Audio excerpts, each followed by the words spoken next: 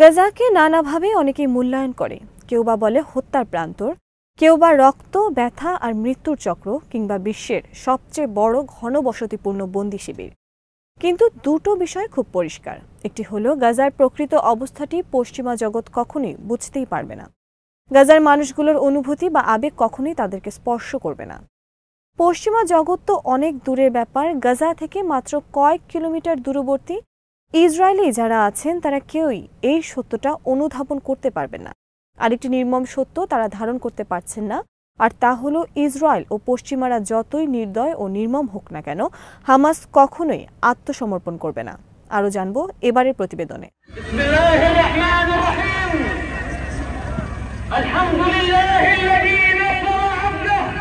পশ্চিমারা বিশেষ করে ইসরায়েল ধারণা করেছিল হামাসের গাজা ভিত্তিক নেতাদেরকে টাকা দিয়েই কেনা যাবে এবং বড় কোনো অর্থ দিলে তারা স্বার্থপরের মতো পালিয়ে যাবে, যেমনটা একসময় ফাতাহ করেছিল। এই ঘটনা প্রমাণ করে যে ইসরায়েল গত 18 মাস যাবৎ হামাসের সাথে যুদ্ধ করছে ঠিকই, কিংবা 2 মাস ধরে গাজাকেও অবরুদ্ধ করে রেখেছে, কিন্তু কার্যত ইসরায়েলের প্রধানমন্ত্রী নেতানিয়াহু তার প্রতিপক্ষ সম্পর্কে কতটা কম ধারণা রাখেন।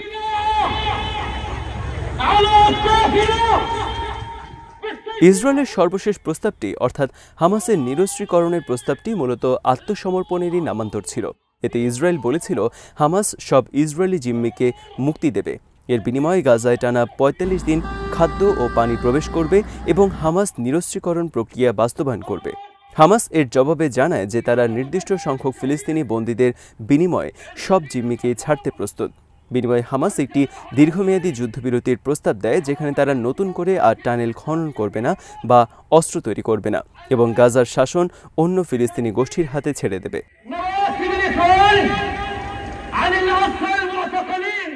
কিন্তু যুদ্ধের শুরুতেই হামাস যে দুটি শর্ত দিয়েছিল তার একটি থেকেও তারা পিছু হটেনি। তারা নিজেদের নিরস্ত্রীকরণ করবে না এবং সেই সাথে হামাস চায় ইসরায়েলি বাহিনী গাজা থেকে সম্পূর্ণ প্রত্যাহার করা হবে এবং কোনো অস্থায়ী যুদ্ধবিরতি নয়, বরং যুদ্ধের একটি চূড়ান্ত অবসান ঘটবে।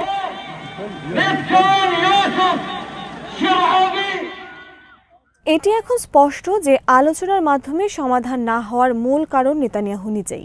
তিনি দুবার হামাসের সঙ্গে চুক্তিতে স্বাক্ষর করেছেন এবং দুবারই নিজেই তা ভঙ্গ করেছেন। সবশেষে গত জানুয়ারিতে তিনি একটি পর্যায়ক্রমিক যুদ্ধবিরতিতে সম্মত হন, যার মাধ্যমে ৩৩ জন জিম্মি মুক্তি পায় এবং এরপর একটি স্থায়ী যুদ্ধবিরতি নিয়ে আলোচনা শুরু হওয়ার কথা ছিল। নেতানিয়াহু সেই চুক্তিকে অগ্রাহ্য করলেন। মার্কিন প্রেসিডেন্ট ডোনাল্ড ট্রাম্প তাকে যুদ্ধবিরতি লঙ্ঘন করার সুযোগও দেন, যদিও এই চুক্তির কৃতিত্ব প্রাথমিকভাবে ট্রাম্প নিজেই নিয়েছিলেন। এটি এখন সবাই জানেন যে নেতানিয়াহু কেবলমাত্র তার জোট সরকারের বাজেট ভোটে সম্ভাব্য পরাজয় ঠেকাতেই চুক্তি লঙ্ঘন করে আবার যুদ্ধ শুরু করেন।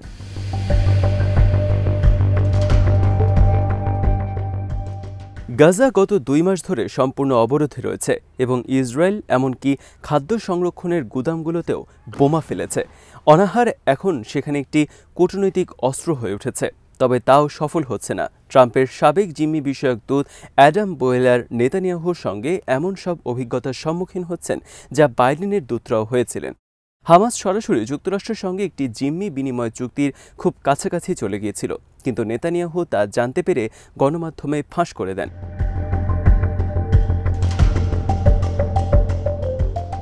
বোয়েলার নিজেই আল জাজিরাকে বলেন, যদি সব জিম্মিকে মুক্তি দেওয়া হয় তবে গাজায় যুদ্ধ তাৎক্ষণিকভাবে শেষ হয়ে যাবে।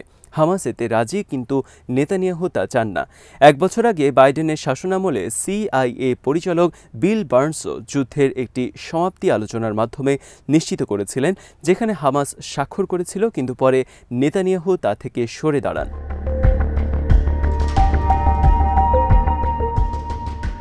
বিশ্লেষকদের মতে যেসব কারণে হামাস আত্মসমর্পণ করবে না তার মধ্যে সবচেয়ে বড় কারণ হল গত মার্চে যুদ্ধবিরতি ভেঙে যাওয়ার পর থেকে এ পর্যন্ত 1500-ও বেশি ফিলিস্তিনি নিহত হয়েছে।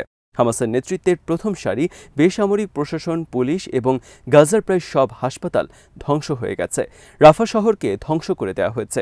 এত কিছুর পরও হামাস মোটা অঙ্কের টাকার বিনিময়ে বিদেশে যাওয়ার প্রস্তাব প্রত্যাখ্যান করেছে। প্রয়াত ফিলিস্তিনি নেতা ইয়াসির আরাফাত এমনটার প্রলোভনেই পড়েছিলেন। 1982 সালে পশ্চিম বৈরুতে PLO বাহিনী অবরুদ্ধ হলে তিনি সেখান থেকে সটকে পড়েছিলেন।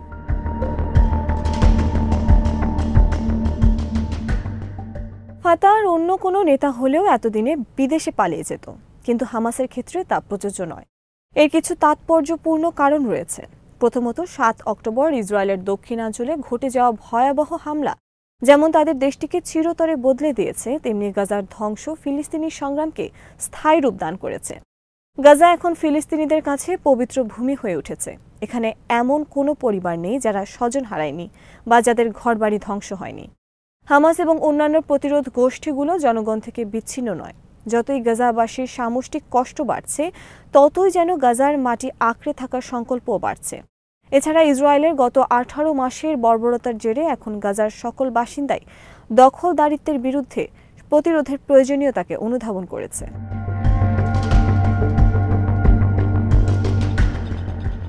ইসরায়েল কখনোই দখলীকৃত জমি নিয়ে বা এর নিয়ন্ত্রণ নিয়ে সন্তুষ্ট ছিল না। তারা সবসময় আরও চায়। তারা কখনোই এই ভূখণ্ডে অন্য ধর্মের অনুসারীদের শান্তিতে থাকতে দেয় না। এর কারণে ইস্টারের সময় খ্রিস্টানরাও মুসলমানদের মতো ইসরায়েলি আগ্রাসনের শিকার হয়েছে। ইসরায়েল এমন একটি আগ্রাসী শক্তি যারা শান্তি চুক্তি বলবৎ থাকা অবস্থায়ও অবৈধ বসতি স্থাপনে তৎপর হয়। এর প্রমাণ হলো অসলো চুক্তির পর পশ্চিম তীরে ইহুদিরা ব্যাপক হারে অবৈধ বসতি স্থাপন করেছিল। দুই রাষ্ট্রভিত্তিক সমাধানের ধারণা ইসরায়েলের নীতিতে কোনোদিনই ছিল না। Itamar Ben Gvir, Bezalel Smotrich ও নেতানিয়াহু সেই কাজটি করেছেন যা ডেভিড বেন গুরিয়ন শুরু করেছিলেন, আর তা হল ইসরায়েলের অধিকৃত ভূমি থেকে ফিলিস্তিনিদেরকে নিশ্চিহ্ন করা।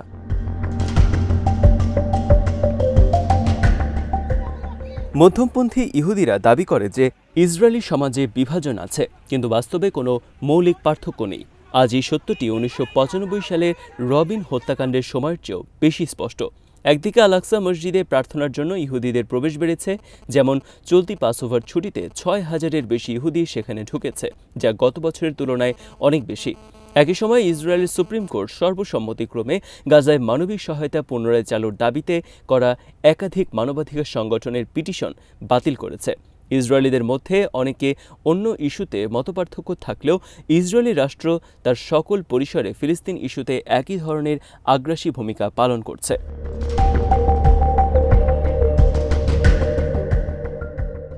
এত কিছুর পরও হামাস টিকে আছে, কেননা হামাসের আত্মসমর্পণ মানে ফিলিস্তিনি সংগ্রামের পরাজয়।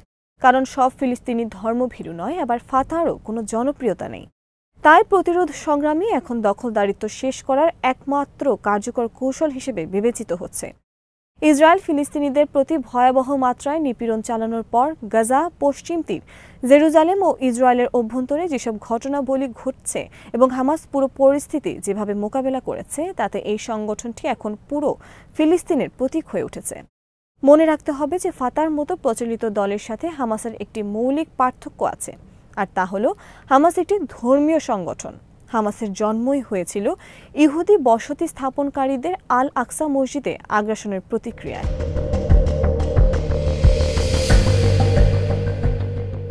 হামাসের সম্মিলিত শৃঙ্খলা এবং বলিষ্ঠ ইমানই তাদের দুর্নীতিগ্রস্ত হওয়ার পথে সবচেয়ে বড় বাধা। 23 বছর বয়সী প্যারামেডিক রিফাত রাদওয়ানের মৃত্যুর মুহূর্তে মোবাইলে ধারণকৃত কথায় দেখা যায় তিনি আল্লাহর কাছে ক্ষমা চাইছেন 5 ওয়াক্ত নামাজ না পড়ার জন্য। অথচ রাদওয়ান খুব ধার্মিক ছিলেন না এবং সম্ভবত হামাসের সদস্য ছিলেন না, কিন্তু মৃত্যুশয্যায় তিনি আল্লাহর কাছে ক্ষমা চাইছিলেন, কারণ তিনি হামাসের ইসলামী চেতনায় উদ্বুদ্ধ হয়েছিলেন। প্রকৃতপক্ষে গাজার ফিলিস্তিনিদের সাহস ও আত্মত্যাগের প্রতীক যদি কেউ হন, তবে তিনি রাদওয়ান। তার ঈমান ধ্বংস করা যায়নি। গাজার অন্যান্য মানুষেরাও ঈমান হারাবে না, এটি সহজেই ধারণা করা যায়।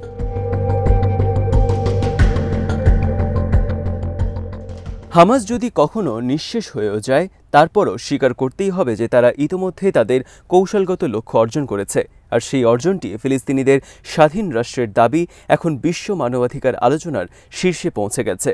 গত 3 বছরে মার্কিন জনমত ইসরায়েলের প্রতি নেতিবাচক হয়ে উঠেছে। পিউ রিসার্চ অনুযায়ী বর্তমানে 53% মার্কিন প্রাপ্তবয়স্ক ইসরায়েল সম্পর্কে বিরূপ মত পোষণ করেন, যা 7 অক্টোবরের আগের তুলনায় 9 পয়েন্ট বেশি। জনমতের লড়াইয়ে হামাসের এরই মধ্যে জয় হয়েছে। এমনকি যেসব দেশ হামাসকে নিষিদ্ধ সংগঠন ঘোষণা করেছিল, সেখানেও হামাসের জনপ্রিয়তা অবিশ্বাস্য হারে বৃদ্ধি পেয়েছে। ওই দেশগুলোর আইন হয়তো মানুষদেরকে হামাসকে সন্ত্রাসী ভাবতে বলছে, কিন্তু সেখানকার মানুষ তাতে সাড়া দিচ্ছে না।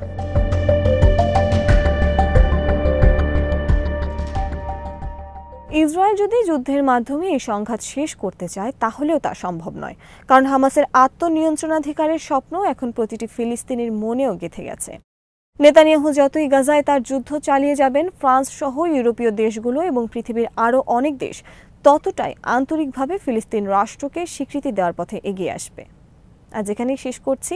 সমরাস্ত্র, প্রতিরক্ষা ও কূটনীতির নানা তথ্য জানতে চোখ রাখুন বিডিভিউজ ইনফোটেনমেন্টে। চ্যানেলটি ভালো লাগলে সাবস্ক্রাইব করুন, সংযুক্ত থাকুন আমাদের ফেসবুক পেজে। আল্লাহ হাফেজ।